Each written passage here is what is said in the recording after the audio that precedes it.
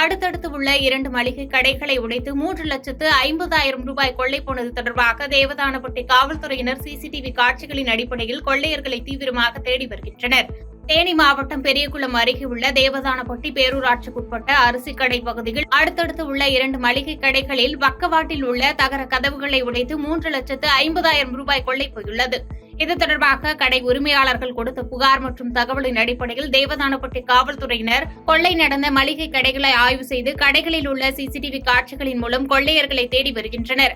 மேலும் தேனி, திண்டுக்கல் தேசிய நெடுஞ்சாலையில் உள்ள கடைகளில் அடுத்தடுத்து கொள்ளை சம்பவம் நடைபெற்றுள்ளதால் தேவதானப்பட்டி பேரூராட்சி பகுதி மக்களிடையே அதிர்ச்சியை ஏற்படுத்தியுள்ளது.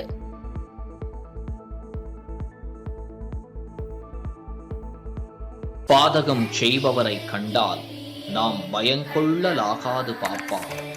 மோதி மிதித்து விடு பாப்பா, அவர் முகத்தில் உமிழ்ந்து விடு பாப்பா. அண்மை செய்திகளை உடனுக்குடன் தெரிந்து கொள்ள இணைந்திருங்கள் இயம்நாடு தொலைக்காட்சியுடன்.